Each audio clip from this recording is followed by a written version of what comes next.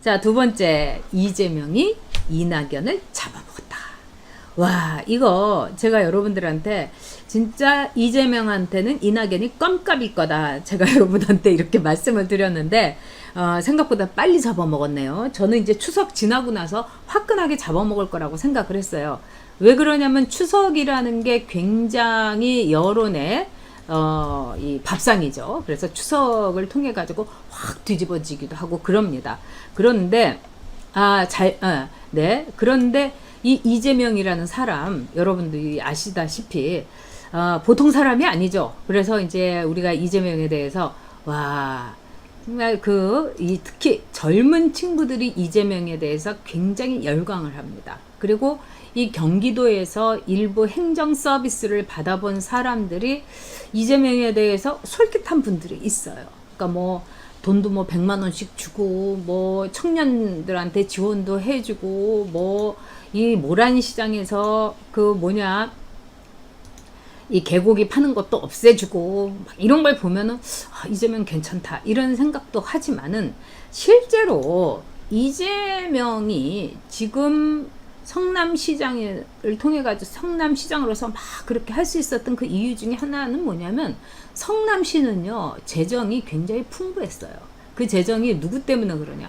판교 뭐 이런 쪽으로 해갖고 분당 뭐 이쪽으로 해서 굉장히 세수가 많았습니다. 그래서 이재명은요 뭐 자기 말대로 뭐 세금을 많이 뭐 이 세수를 단단하게 하고 이게 아니라 워낙 그냥 알토란 같은 황금 알을 낳는 거위가 있었던 거예요. 어쨌든 이재명이 이낙연 잡아먹었는데 앞으로 이낙연은 이재명 곁에서 아마 한 자리 숫자로 갈 거고요. 이재명이 그냥 파죽지세로 쫙 올라갈 겁니다. 그 기세는 상당히 무서울 겁니다, 여러분. 그리고 이재명이라는 이 선동형 정치인, 굉장히 선동적으로 하고 그 다음에 사람들의 말하자면은 가난한 사람들에게 아주 구세주인 양 이렇게 이제 다가갈 수가 있는 거죠. 그래서 오늘 이렇게 이재명이 이낙연을 잡아먹은 이 여론조사 결과를 언론에서 아주 대서특필을 했습니다. 어떻게 보면 여러분 문재인이가 39%로 추락했다. 이거보다 이재명이 이낙연을 제꼈다. 잡아먹었다. 이게 훨씬 더 언론에서 크게 다뤄졌어요. 그 이유가 뭐겠어요? 이제 빠이빠이 문재인인 거예요. 문재인의 확실한 레임덕. 그리고 차기 주자로서 이재명에 대해서 확 사람들이 이제 이재명 이러면서 관심을 갖기 시작하고 그래서 29일 날 이 이낙연이 당대표는 어차피 이낙연 어대낙이다 이러면서 이낙연이 민주당 더듬어 만진당의 당대표가 되겠지만은 컨벤션 효과, 전당대회 효과는 거의 전무하다고 해도 틀린 말이 아닙니다. 그리고 이낙연은 보여줄 게 없어요. 제가 여러분께 말씀드렸지만 보여줄 건 다 보여준 거예요. 이낙연도 전형적인 음서제 정치인입니다. 즉 정치적인 세습 정치인인 거예요. 그래서 문재인의 대통령 될 때 문재인의 막 인기가 막 치솟고 뭐 이니 마음대로 해. 우리가 이제 그런 말 이제 기억에서도 가물가물하죠. 그냥 이니 가만히만 있어. 너 입 다물고 있어. 우리가 이제 지금 이건데. 근데 대깨문들과 또 달좀들이 극성을 부릴 때 이낙연이가 인기가 아주 치솟았던 거예요. 그 이유는 뭐냐? 문재인의 말하자면 조력자, 문재인의 보좌관 이렇게 생각했기 때문에 이낙연의 가치, 이낙연을 일종의 입양을 한 거다. 이렇게 볼 수 있습니다. 친문들이. 근데 지금 보니까 이낙연이 하는 거 뭐 현찮고 그 다음에 이낙연이라는 개인이 갖고 있는 이 자산 이게 이재명에 비해서는 형편이 없습니다. 여러분. 어쩐 점에서 형편이 없나. 자, 지금 오늘 이 기사를 이렇게 나온 걸 보니까 이렇게 나왔어요. 흑수저 이재명이 엘리트 이낙연을 제꼈다. 자, 흑수저 대 엘리트로 딱 가버린 거예요. 자, 이거는 이재명으로서는 막 그냥 희희낙낙할 환호성을 지를 하나의 말하자면 레테, 네이밍, 규정이고요. 그 다음에 이낙연으로서는 굉장히 얼굴이 시퍼러지는 아주 좋지 않은 네이밍이다. 결국 이 네이밍이라든가 낙인 찍기, 이게 정치에서는 굉장히 중요해요. 근데 이낙연은 사실 엘리트도 아니에요, 여러분. 서울대 법대 나왔다고 뭐 다 엘리트입니까? 저는 이낙연을 너무 잘 알죠. 응? 뭐 언론계에서도 알았고, 도쿄 가서 3년 동안 매우 밀접하게 그 특파원 사회에서 있었고, 굉장히 많이 합니다. 그리고 국회에서 또 8년을 같이 있었고, 컨텐츠가 별로 없는 사람이에요. 그리고 이렇게 말 그대로 낙낙하게 말하자면은 낙골 선생님처럼 좋은 게 좋다고 이러면서 도쿄 특파원 할 때 정치부 기자 출신으로서 진짜 국회의원들 오면은 전화 걸어갖고 술 한잔 얻어먹고 뭐 챙길 거 있으면 좀 챙겨가면서 살았던 사람이에요. 그래서 이 사람은요, 어떤 점에선 정의라든가 뭐 거트, 배짱이라든가 이런 건 없고요. 신경질, 그 다음에 굉장히 조증과 우울증이 왔다 갔다 해요. 그래서 자기가 기분 좋을 때는 막 그냥 입안에 혀라도 빼줄 것처럼 하다가 자기가 기분 나쁘면은 전화도 얘기하는 도중에 칵 끊고, 유명해요, 그런 거는요. 거기에 비해서 이재명은 무서운 사람이죠. 이재명의 이제 자서전을 여러분이 도서관 같은 데서 읽어보시면은 소름이 쫙 끼칠 거예요. 저도 소름이 쫙 끼쳤습니다. 왜? 우리가 상상할 수 없는 고생을 겪은 사람이고, 우리가 감히 생각할 수도 없을 정도로 바닥도 그런 바닥에서 도끼를 품고서 그냥 올라온 거예요.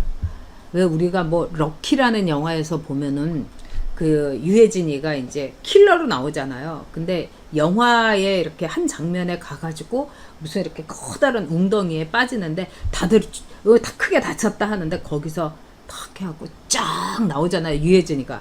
바로 그런 인물이다. 이렇게 보면 됩니다. 그래서 흑수저라고 할까요? 흑수저보다도 더하다. 이렇게 생각이 듭니다. 자, 우리 조혜님께서 거짓말하는 정치는 절대로 안 됩니다. 누가 아니랍니까? 네. 자, 우리, 999님께서 재산세 좀 내려라. 사회주의 사상에 물든 것들은 절대 안 된다. 이재명은 사회주의 사상을 넘어서 아마도 전체주의 사상을 확실하게 몸에 이 피 속에 그 피가 있는 사람일 겁니다. 네. 자, 우리 박영웅님께서는 홍준표 의원 이제 저기 응원하고 계신데 홍준표 얘기 이 세 번째 조금 이따가 하도록 하겠습니다. 네, 우리 보수는 윤석열을 키워야 돼요. 윤석열 얘기도 연희님 하도록 하겠습니다. 자, 오드리 헵번님께서 목소리만 대통령 이낙연. 네요. 그 목소리도요, 자꾸 들으면요, 막 짜증나요. 저녁 특파원 잘 있나? 우리 오늘 비 오는데 술 한잔 할까? 네, 선배! 그래요, 좋아요! 이러면서, 이러면서 나가잖아요? 그러면은, 자기 옛날에 잘 나간 얘기 시컨 해주고, 그런 다음에 이제 제가 이제 그만 가죠. 이제 이러면은, 그럴까? 그러면서, 우간조 오네가이시마스. 또 이럽니다. 계산서 달라고. 그럼 이제, 오늘은 저 인간이 사나보다. 제가 이러고 있으면, 잠깐, 나 화장실 좀. 이러고 나서 5분이 지나도 안 와요, 여러분. 10분이 지나도. 그럼 어떡합니까? 제가 카드로 또. 이런 일을 수도 없이 있었던 인간입니다, 여러분. 자, 어니스타 스타님께서 이재명 너무 끔찍해요. 국가 사회주의, 전체주의의 성향이 강하고 선동 정치를 잘하는 포퓰리스트입니다. 숙청이 일상이 되는 사회가 될 거예요. 마음속에 증오와 분노가 가득한 사람이고 문재인보다 더 무서운 사람입니다. 와, 어니스타 스타님께서 지금 여러분 어니스타 스타님께서 이렇게 말씀하신 게 이재명을 그야말로 딱 정리를 해주신 겁니다. 와, 저는 이래서 여러분들이 좋아요. 그리고 우리 전유옥 TV가 좋습니다. 왜? 딴 채널에서는 이런 저기 댓글, 여러분들처럼 아주 멋진 댓글을, 똑 떨어지는 댓글을 올려주시질 않아요. 다 촌철살인들이에요. 김미진님 느끼해요. 이것도 촌철살인입니다. 그래서 제가 볼 때는 정말 우리 전유옥 TV가 앞으로 이 알차게 이 세상을, 그 다음에 우리 보수 우파의 이 면모를 일깨우는 TV가 될 거라고. 그래서 저도 지금 길을 쓰고 열심히 하는 거예요. 자, 여기서 얘기하신 대로 어니스타 님이 얘기한 대로 전체주의가 뼛속까지 있는 사람입니다. 아까 저도 말씀드렸지만 예를 들어서 이낙연은 사회주의인 척하면서 친문에 걸터 앉으면서 대통령 생활을 즐기기만 할 겁니다.